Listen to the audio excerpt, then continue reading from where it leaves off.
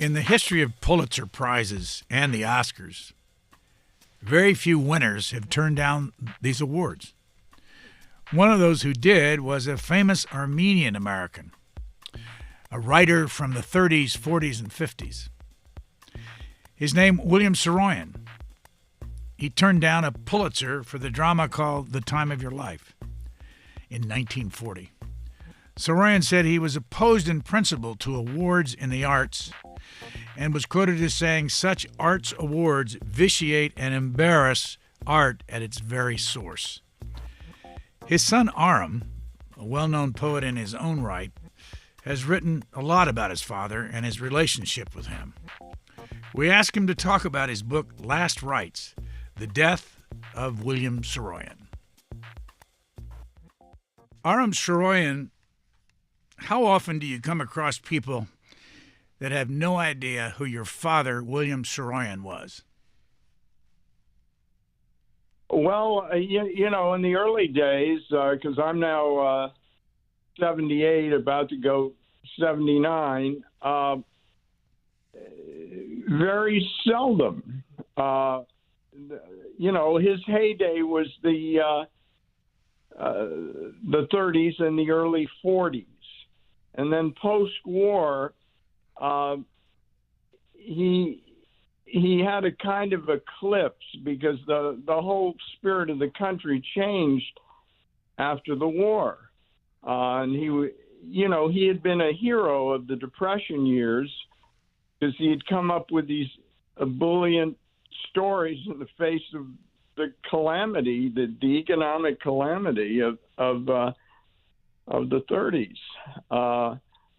But then when the war was over and America was really the post-war hope for the Western world, he was considered a sort of rose-colored glasses romantic, which I don't think was a fair assessment of who he was, but that his reputation went into a kind of eclipse. These days, I think he's coming back into favor. People are realizing that his best work is going to endure. I'm talking about pieces. Well, the original "My Name Is Aram," which was published 3 years before I was born, and is really, I think, one of the very first, if not the first, multicultural piece of writing in America. Gave birth to a whole new genre. I mean, people named their kids Aram not because they were Armenian or Persian, but just because they loved the book. And then a play like The Time of Your Life, which has been an enduring theater classic for, over half a century. All of that is. Go ahead. I was just going to. What was The Time of Your Life about? And it was in the introduction that you didn't hear. I said that he refused the Pulitzer Prize for that back in 1939. What was it about? It was about a waterfront saloon in San Francisco on the eve of the war, I think, or of America's involvement in the war, and he was, at that time, he was the ripe old age of 30. And 5 years earlier, nobody was paying any attention to him at all. He broke through with his story collection, The Daring Young Man on the Flying Trapeze, in 1934. And I think it was,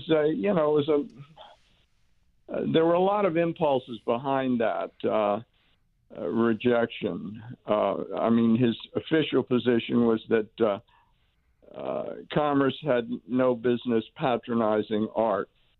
He got a $1,000 prize with the prize, $1,000 worth of cash, and he didn't need it. At that time, he was among the best paid writers of his generation. So there was that, and there was also kind of thumbing his nose at hierarchy, that the literary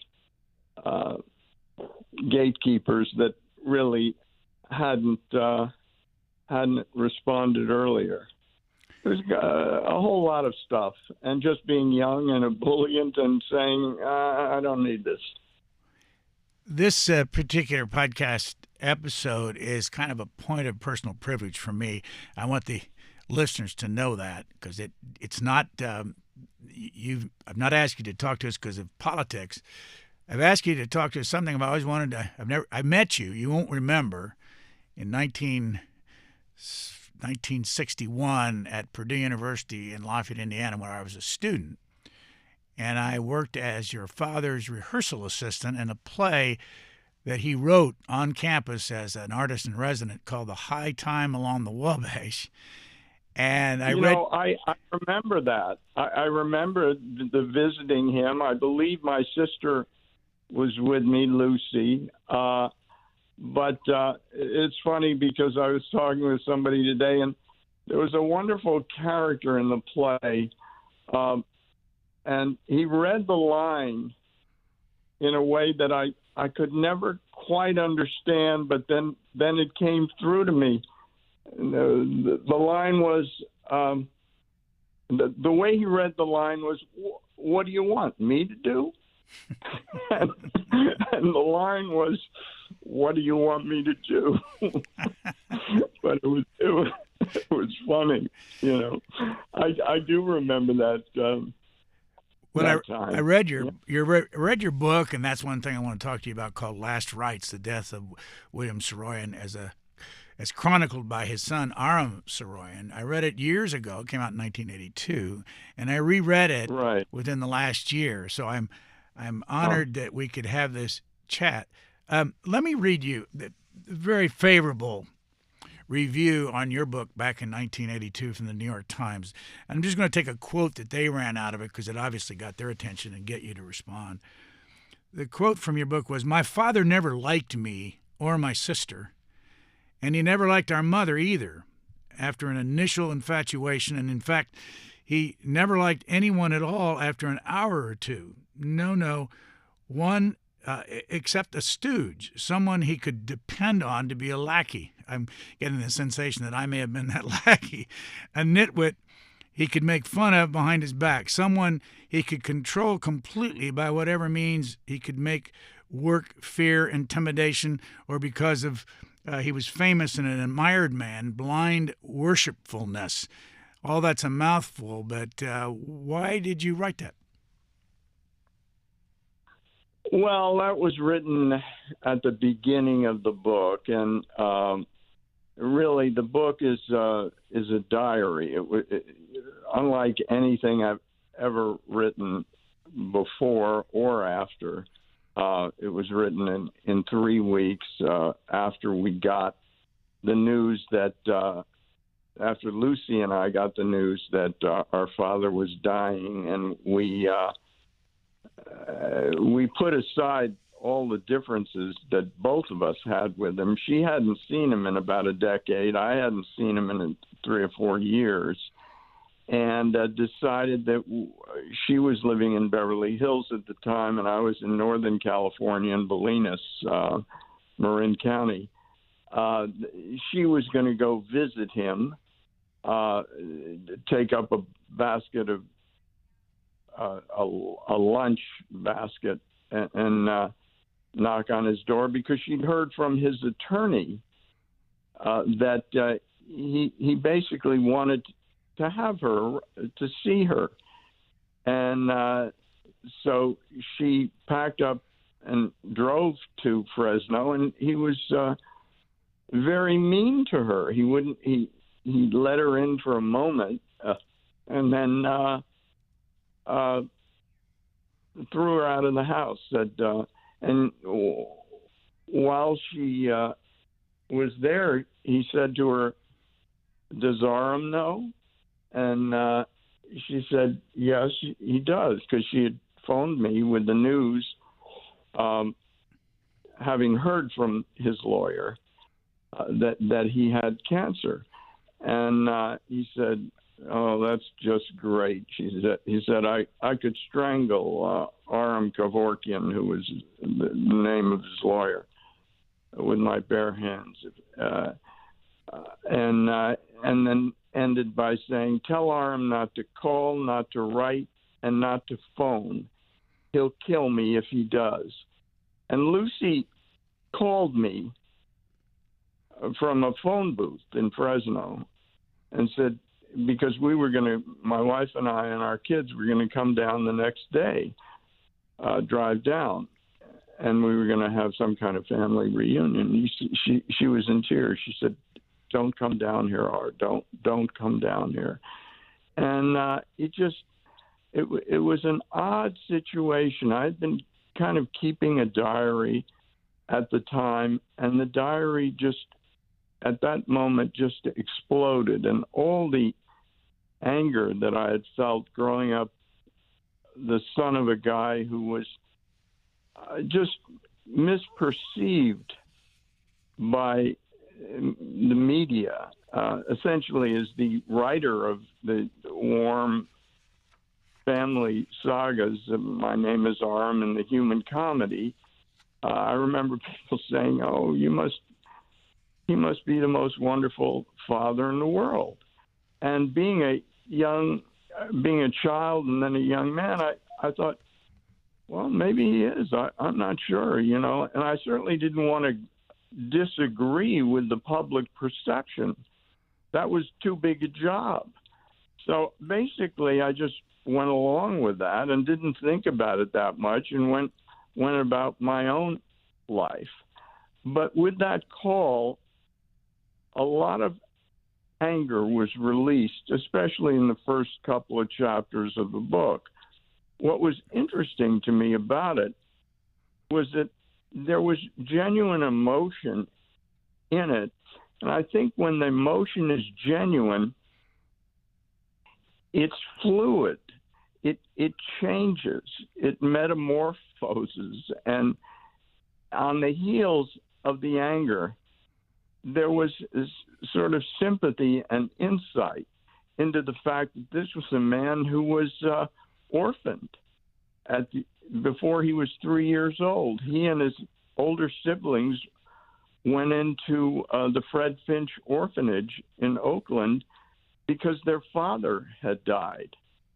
And he lost essentially both mother and father because she took work as a domestic and visited when she could. Takawi, his father's name was Armenian. And so then the book proceeds from there. And what was fascinating to me, because I was both monitoring his progress, keeping my distance because he had sent that warning to Lucy, and at a certain point, first of all, there were a lot of memories that kept coming up and that I would write down as they occurred to me. And then at a certain point, I was having a memory about being 8 years old after my father's and mother's second divorce. They married and divorced twice by the time I was 8, and I was living with my mother and younger sister in a one-bedroom apartment at the corner of Olympic Boulevard and McCarty Drive in Beverly Hills. And my mother was just zonked. She was like a 28-year-old woman who had obviously made a serious life mistake, was now a single mom with 2 kids, and so on. And I had a two-wheeler, and I was in front of the apartment building, and I picked up the bike and spun the wheel just to look at the spokes disappeared as I spun the wheel, and suddenly all the noises of the neighborhood went kind of wacko. It was like some kind of wrinkle, sonic wrinkle just infected the whole noise. And I was remembering this moment. This kind of thing happened maybe 3 or 4 times during that period. And I realized, why am I remembering this? And the reason I was remembering it was because having to keep my distance from him the way he had asked or commanded or mandated or whatever you'd say, I was going a little nuts again. And I realized, I don't care what he says. First of all, he's dying. So whether I hurry the death along, it really is irrelevant at this point, and I have to see him. And at that point, I decided to go down and see him with our younger daughter, who had always charmed him. And I figure I'll get into the room with her along. Her name is Cream. And what happened then was a kind of resolution that I could never have anticipated. And it turned into a healing, a deathbed healing for me. And then Lucy was able to come down a second time, and things went better. And what was really interesting about that to me was that the writing itself reached a point where the only way I could continue was through an action. It kind of mandated that I do something rather than simply continue to write. And so that was the trajectory of that began with the anger and ended with the healing. And I was very worried about the reception of the book. I'd written a book about the Beat Generation that came out a couple of years earlier, and gotten a couple of big bad reviews. And I thought, Jesus, I'm going to get crucified for this book, because I'm taking on a kind of a literary Santa Claus here, and nobody's going to like this. Well, in fact, the book got wonderful reviews all over the place. And what was even more wonderful is that people wrote to me, and they didn't write to me about a famous father. They wrote to me about their own families and how, there's this, double bind sometimes when a person, a parent, is perceived in a certain way that it really doesn't sync with who that person is if you know them in your family, So it was a very healing experience on many levels, and I also had put down this baggage that I'd been carrying for 37 years of being the son of this famous guy, and he still, he was famous for decades, and is still famous. Wasn't the kind of movie star fame of the 30s and 40s, but like I say, I think he was an enduring writer, and I feel very differently about him now. I mean, he's first of all, I'm older than he was when he died. He was 71, 72? 72, yeah, 72. Well, and he had prostate cancer, and he could have done a routine operation to prolong his life. He didn't do that. He decided not to do it. But I must say, the way he died, he was alert, awake, and very, in full possession of all his faculties, and did some wonderful stuff. He kind of gave me the last scene of the book. I went over to him at the end of a hospital visit that might have lasted an hour or so, and he seemed to be asleep, and my daughter kissed him, and he looked up, kind of startled, and then I came forward and I said to him, I was going to kiss him before I left as well, and I said, "Goodbye, Pop," and I just put, I bent down to kiss him on the forehead, and I felt his arm around my shoulder, and suddenly I was holding him in my arms.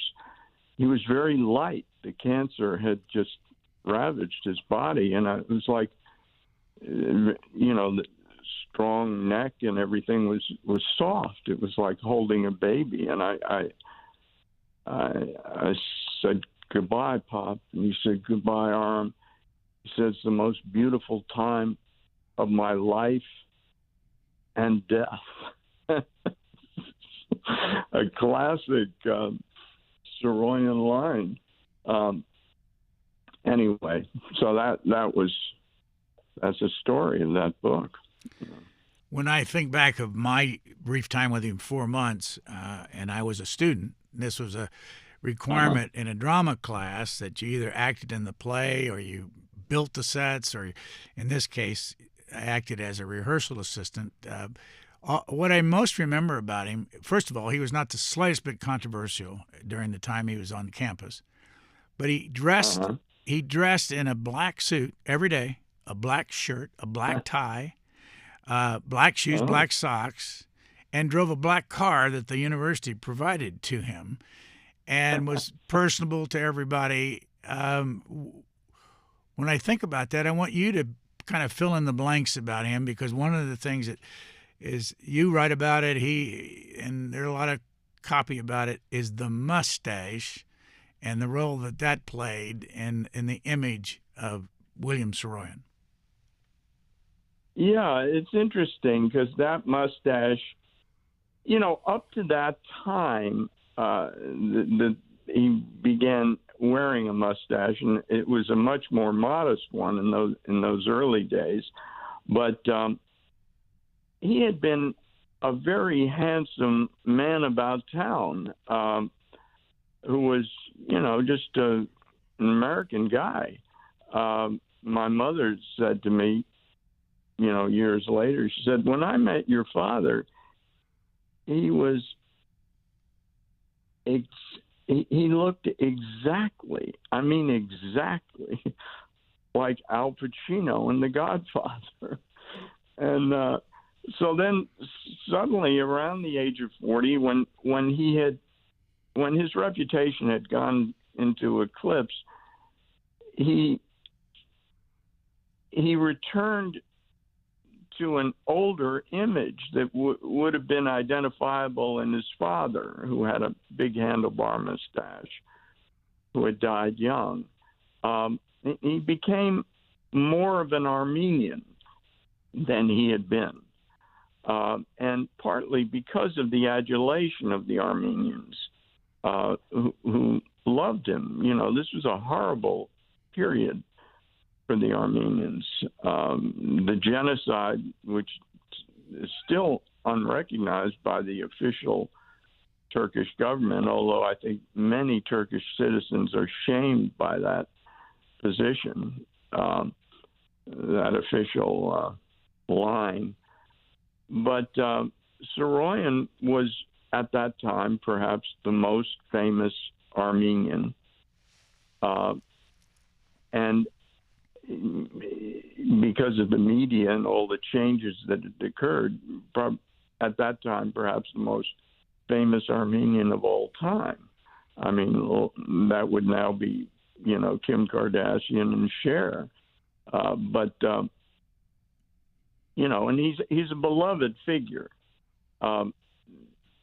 especially to the Armenians, although I will meet Armenians who love him, and there are certain statements that he's made that are on placards and framed in homes in Armenia and in the diaspora. But a lot of times, they'll say William Saroyan, and is a semi-deity, but the interesting thing is, if you ask them, well, do you have a favorite book, or is there something you particularly like by him? And a lot of times they haven't read him, which isn't to say that he's been on media.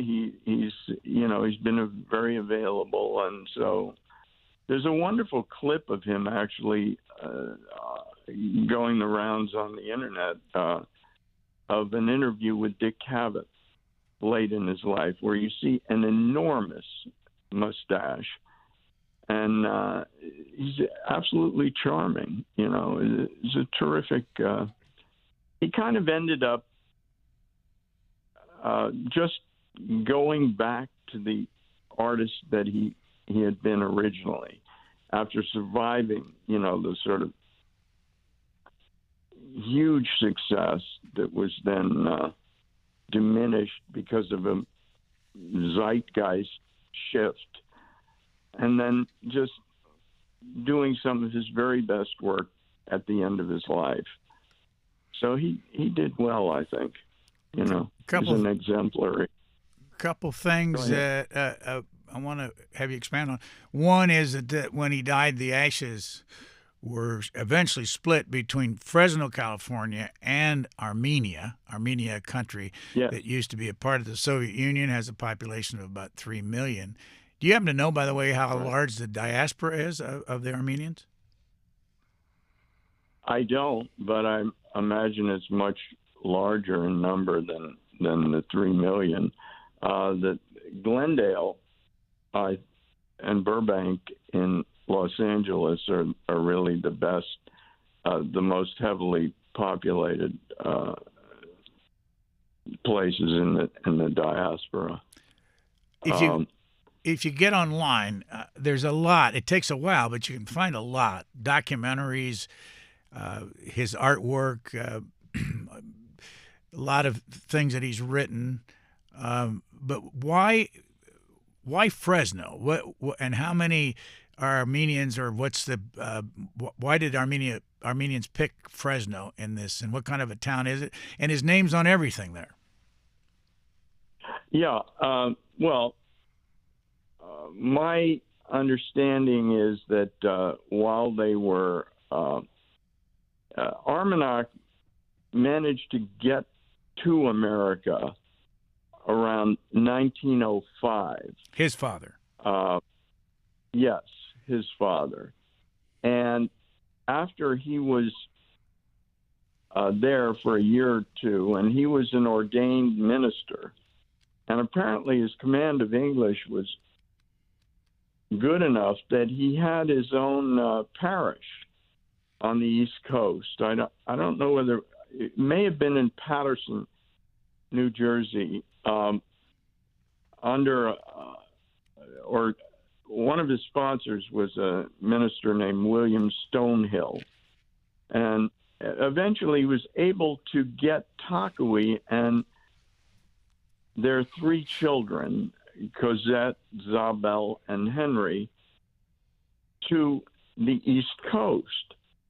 But Takui didn't really like being on the East Coast, and they got a letter from someone in Fresno who said, come out here.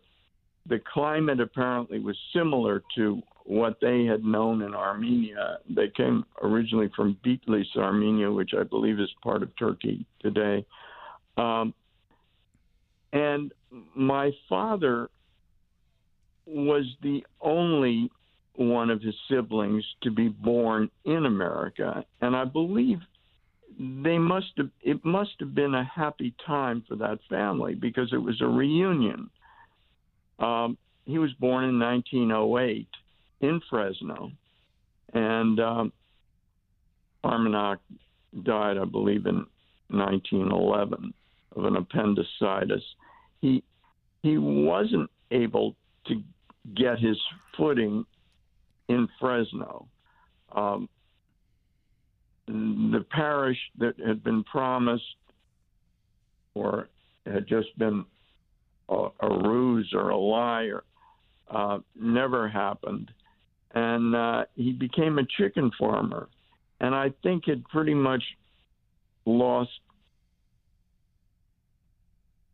his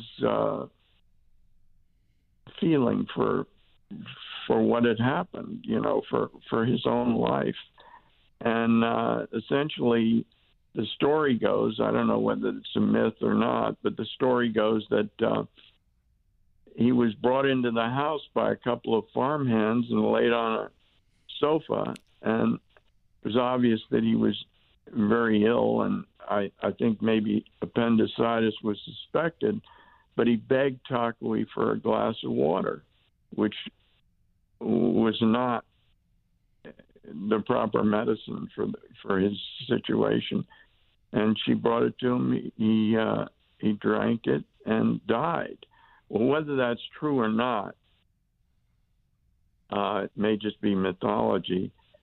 It was a story that he knew, and it must have been confusing to him as he was growing up, because it was, kind of implicated his mother in his father's death. On him, but on your father personally, how much education did he have? Well, he only went to, I think, through the 8th grade, but then he went to technical school to learn typing. And, of course, he was reading constantly. The thing is, when he emerged at 26, he was able to produce stories that were like a kind of fluent and very readable adaptation of all the modernist writers of that period. I mean, he was one of the last modernists, and he made it palatable for a large audience. And, it was just a terrific presence in literature in a very dark time. And because he had endured the orphanage, he had somehow managed to steel himself to the calamities that life could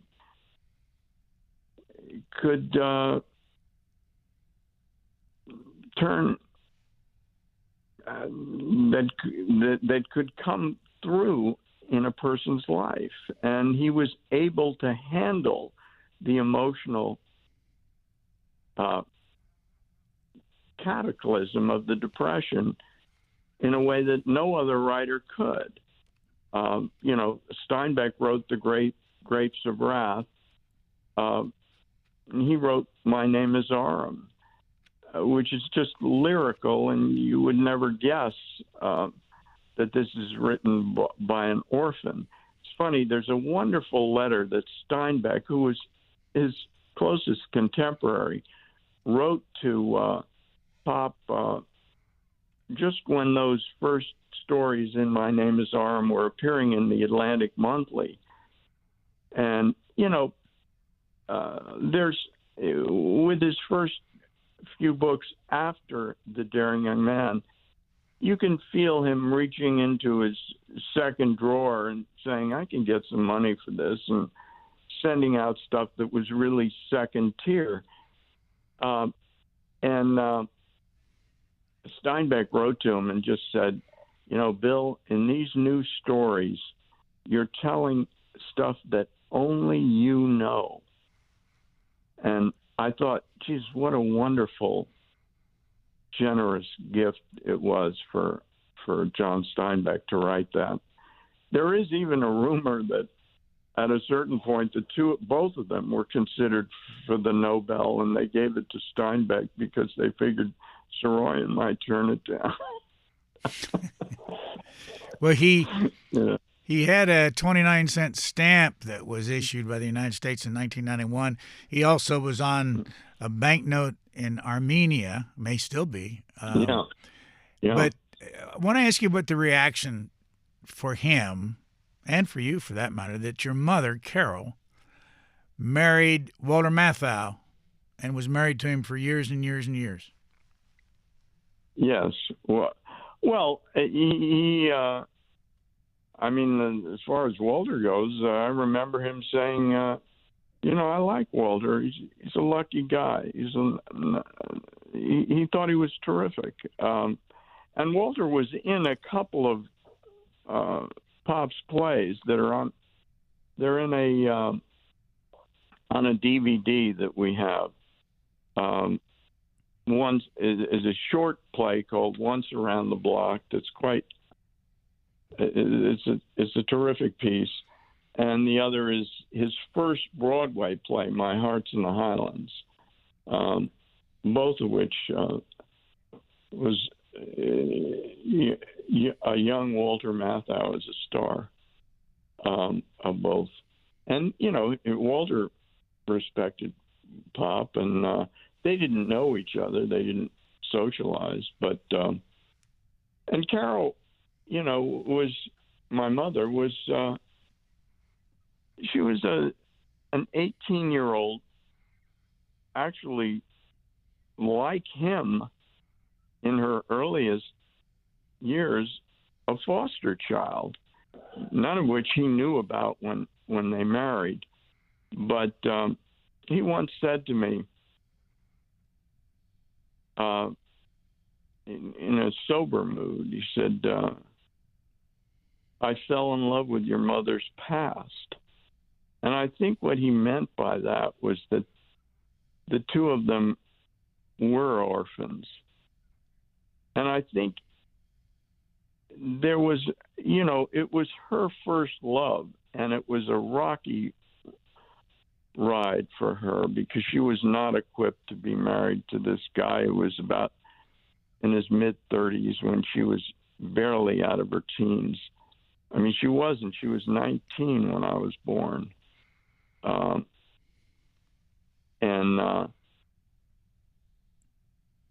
It was tough on her. She never forgot how hurt she had been by what happened between them. Whereas Pop, gradually over the years, and he was very embittered, at certain times, he forgave her. And he, at the end of his life, with all the problems, I mean, he, basically disinherited his two children and his grandchildren and so on. So you got nothing from your father when he died? We got something, but it was a little bit complicated. It was ownership of a property that we had lived on in Bolinas that he had bought. And the idea was that he would pass it on to us. And in fact, he didn't.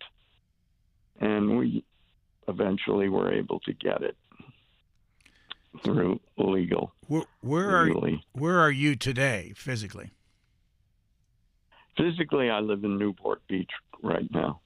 And your life as a writer, is it continuing? Are you still writing? And what are you writing? Actually, in the last, I would say about the last 5 years, I've primarily been, I've been doing art, and you can see some of that on Instagram. I'm at Saroyan-esque, which is a word that people coined back in the day for the quality of my dad's writing, but I just borrowed it. How much? Go ahead. How much are you like your father? Well, these days, I'll tell you, I feel very lucky to have known him. It was a great gift. And one of the things I recognized over the years is because I had, friends with fathers who lived at home and so on. And I realized I really knew the guy, because even though I saw him mostly on summer vacations after they divorced, he was there 100% when you were with him. And he was a wonderful teacher, not in an explicit way, but just in ways that he demonstrated.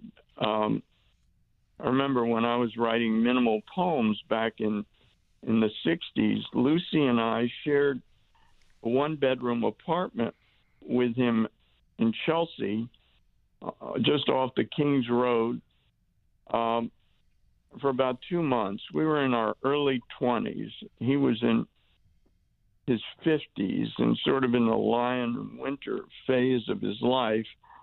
But he was doing sort of late-inning parenting with his two 60s kids, and was really almost maternal. I mean, he would make Armenian recipes, and we'd talk together. I remember one night, Lucy and I were both camped out on sofas in the living room, and he got the bedroom. But we were chatting about something. I think we may have, one of us was maybe stretched out on the sofa or whatever. And he was standing at the door, and he said, at the end of some exchange, he said, "Well, good night, kids." And he switched off the light. We were all in complete darkness. And then he switched it back on, doubled over in laughter. It was funny. He was fun, and it's sort of my favorite memories of him. You write in your book, it has made it possible for him to remain unknown, not only to his public, that is, but also by giving him the easy out of the adulation, and in the case of Armenians, the outright coddling of their unquestioning and, in fact, blind acceptance to remain, in essence, unknown to himself as well. You were talking about his fame. How did he... Well, I mean, I think... Go ahead. No, go ahead. No, what were you going to say? How did he what? I was just going to ask you, how did he deal with the fact that he wasn't as well known as he was, say, during World War II, later on in his life? Well, I think he returned to his roots as a modernist artist. He was engaged by writing and by art, because he did a lot of drawings and watercolors and so on, which he didn't do much about publicizing. But he was an artist. That's what he was, and it wasn't. It's not an easy journey in America. You've got. It's not a culture that really appreciates the independent, non-academic, unaffiliated artist. That voice is an exception. How many actual writers that we would consider artists are there in America today? Are there 100 of them? Other than, people who have essentially made their living through the media or through academia or through Time, Life, Newsweek, whatever, or TV, or the movies. And that's not to denigrate any of them. However they find whatever path they find, I think the contributors. But he was one of the exceptions who was able to live his life and find things that he wanted to do that came specifically out of his reality. And that's an exceptional situation for a writer in America. Not many of them survived. The people who survived, who were closest to him as figures over the years, I think are, for the 20s, I think Fitzgerald was comparable to what Saroyan was in the 30s.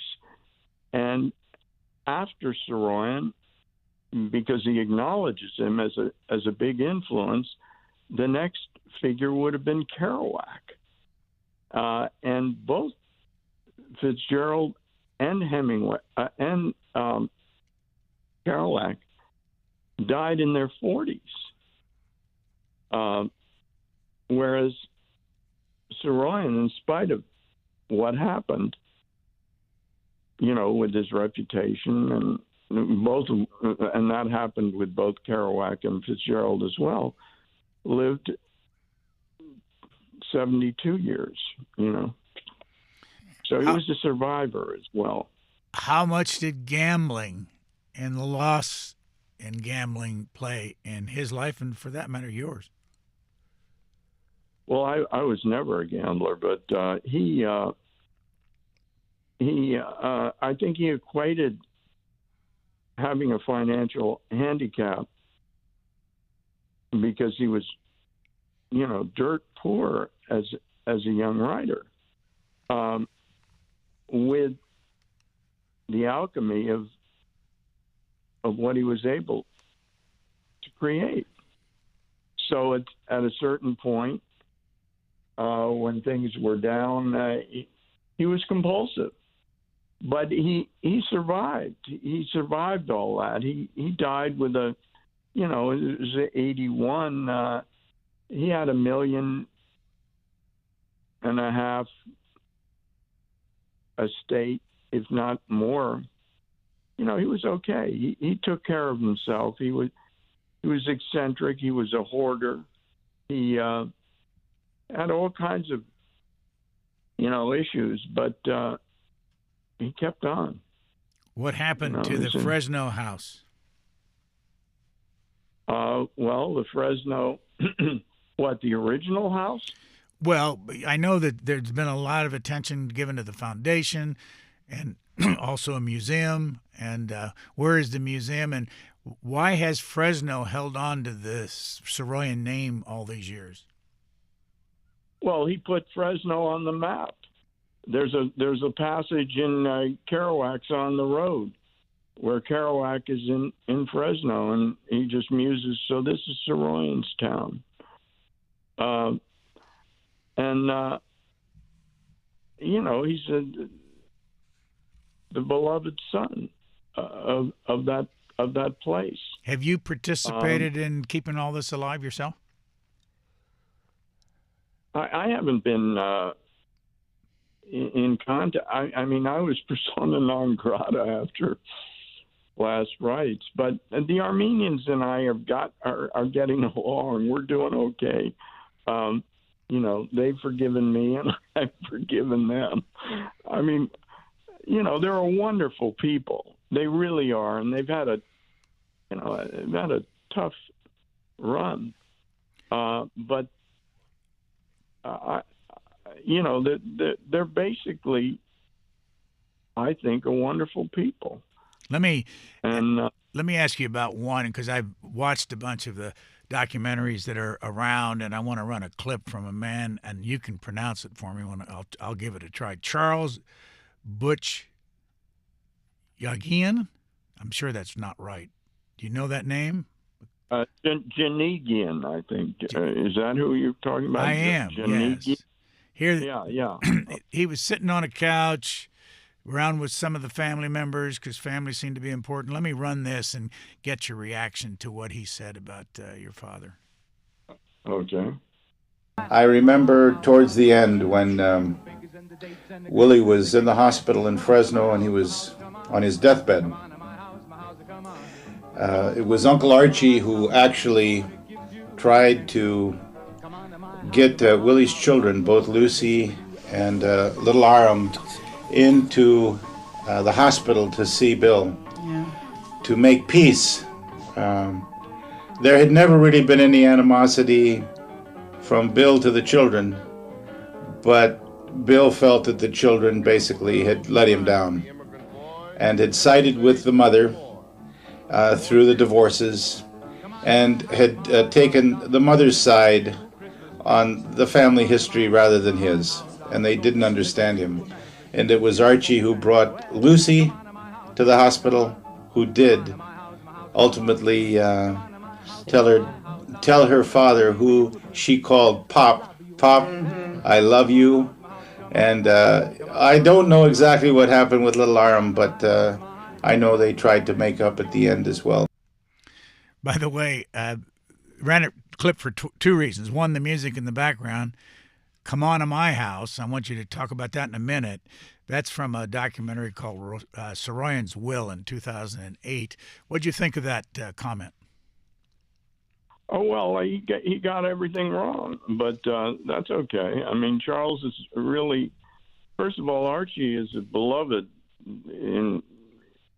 figure for me. He was Pop's cohort as an artist. He's a wonderful poet, and his first cousin. Their mothers were sisters, and also lost his father early.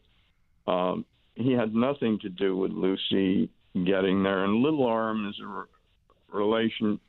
I was 37 at the time. He's talking because Big Aram was Uncle Aram, who was Pop's father's surrogate when he was growing up, and a difficult figure, and also an inspiring figure for Pop. But he means well, and he's trying to sort things out, but he doesn't really know the history, and he hasn't availed himself of the books about it that have been written by me and others. So that's all I can say about that. Someone my age, and you're not too far behind me, will remember Come On to My House, sung by Rosemary Clooney. What did your father have to do with that song? Well, Ross was another cousin, and they were very close. And Ross Bagdasarian. Yes, Ross Bagdasarian. And that song came out of, I believe, a cross-country drive. Ross played the Pinball Addict in the original Broadway production of The Time of Your Life. And I believe they, maybe after the play closed, the two of them drove across the country. And during that time, they kind of resurrected an Armenian folk song that became Come On to My House. Ross was a real musician and later did the Singing Chipmunks and a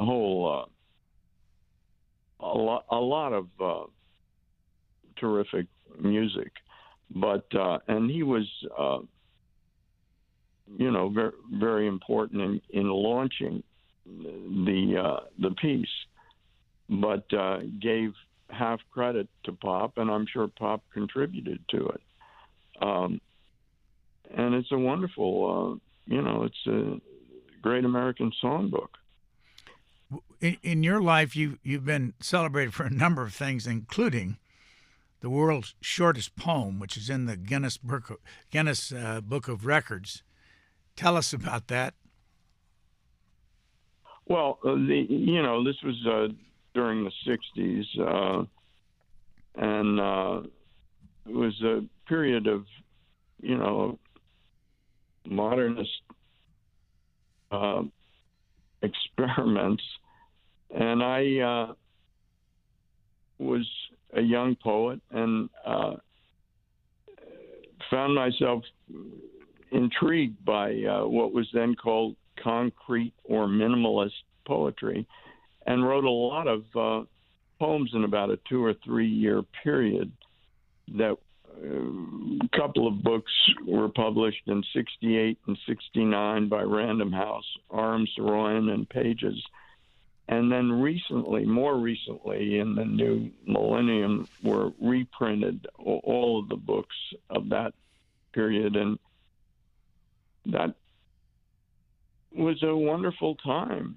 And those poems, I think, were part the notoriety or the fame of many of those pieces have to do with the internet. When I first got on the internet, I was surprised to find that the books were already there, and they were getting as much or more attention digitally than they had in print. What was the world's shortest poem?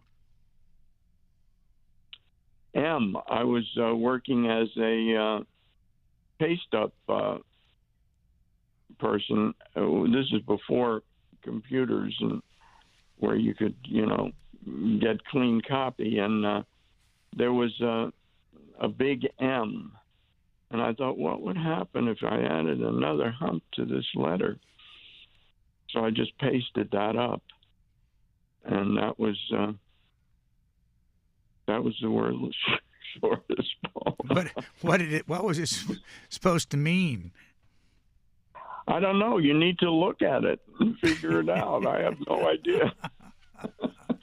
Well, what about the other poem, Light? Light is interesting because that's a poem where really, I was, 21 or 22, and I was playing with the language, and really the whole issue in that poem is, well, do you add one GH or do you add two GHs or what? And so it was like an aesthetic decision to add to do LIGH GHT. If you added LIGHT GHT, which some people had misprinted it as, that doesn't work. Nor does LIGHGT or whatever. So, it was pretty much a done deal when you did it, but it involved it involved an aesthetic decision. And then it involved, would somebody publish it? And in fact, because of concrete poetry, the Chicago Review published it. And it won an NEA award that was given by a distinguished American poet.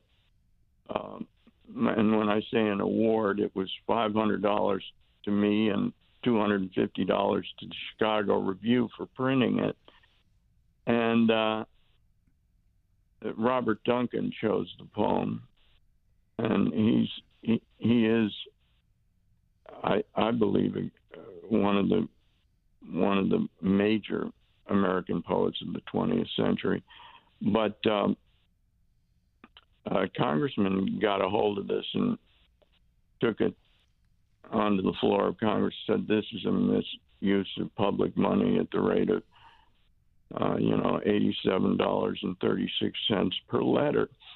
At that point, they went nuts and cut the NEA budget of several $1 million, and they would use that poem periodically as a sort of laser tool to cut the budget whenever they wanted to get rid of the NEA. When you look back at that, what year would that have been? 65? The poem was written in 65, I believe, fall of 65, What are your thoughts when you realize that a poem with one word Lighghght, won a National Endowment for the Arts $750 award. What does it look like to you at your age now? Well, it was an honor. Well, I'm not really getting at it from. There's a very funny story. I ran into Robert Duncan that year. We were both in Berkeley, and we were waiting for a bus to go back into San Francisco. And we got on the bus, and Duncan was an extraordinary talker, and I was basically just listening. But at a certain point, he said, there were poems by you that year that were more traditional, and I could have chosen one of those. Said, but an angel told me to choose that poem. And I thought, God, I wish he'd given a press conference back then and alerted people, because government has no business making judgments about it, about what this is. For whatever reason, it's one of the poems that people know today. That's all. And this is not even my business. It just happens to have happened. What do you think it means? Well, I think during the 60s, one of the things that happened for my generation was that space itself got more vivid, maybe through psychedelics, maybe through just what was going on. It was a melting kind of clock situation for a generation. And that poem is about that on some level.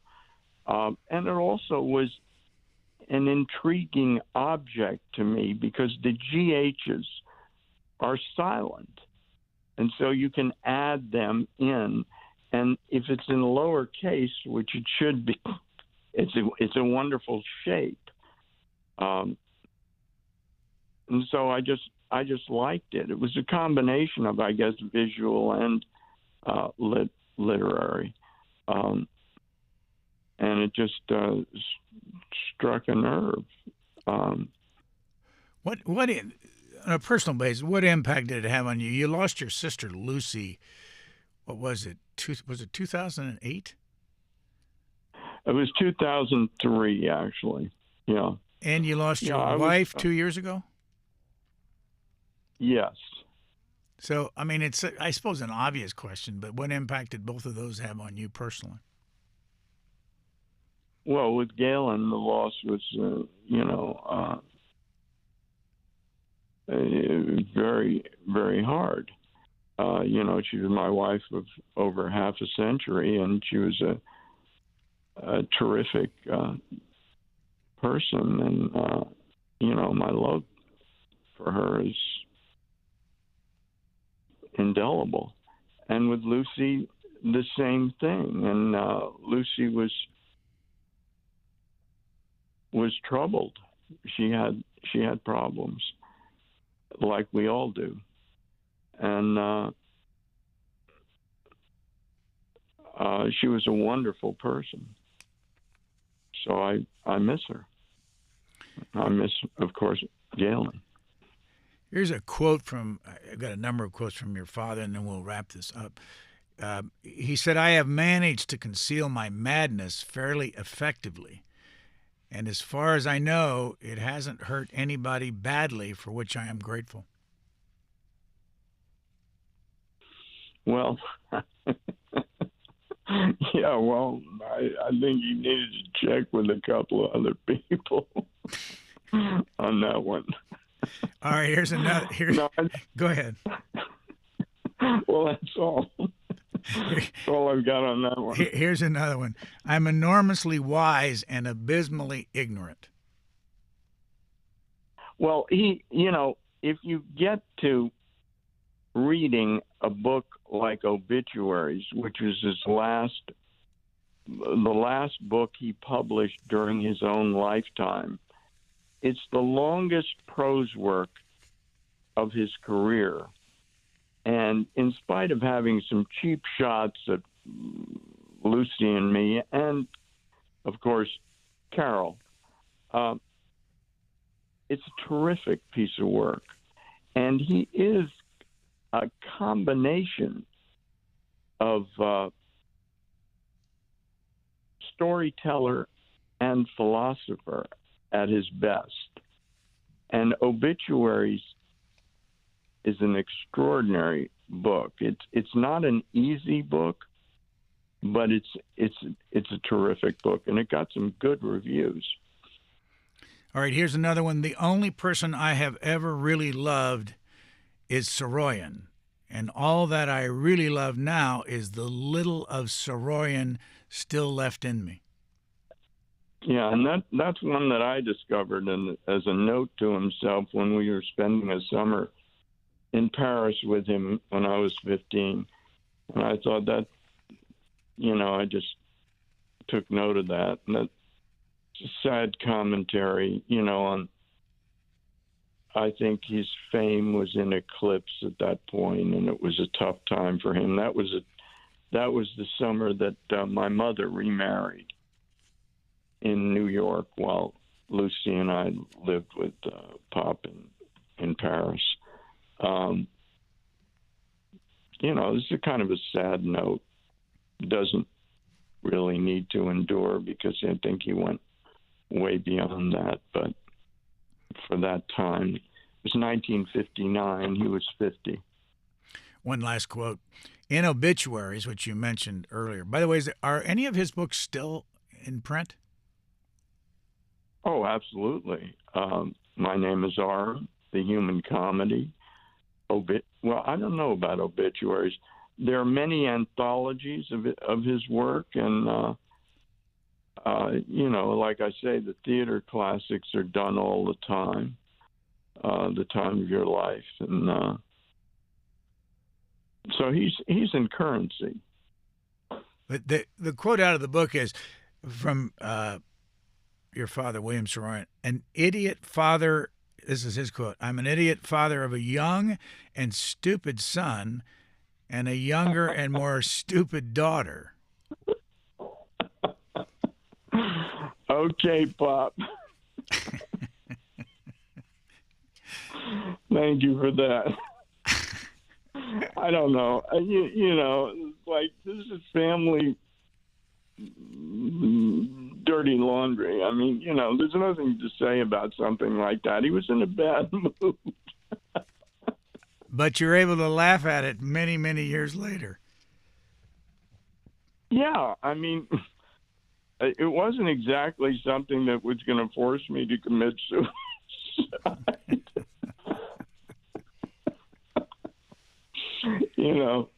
He was a great guy who also had some bad stuff happen, and did the best he could. And he did great. So let me remind the audience of the book. Hey, by the way, is Last Rites still available? The book? Last Rites is on Kindle. Yeah, it's available on Kindle.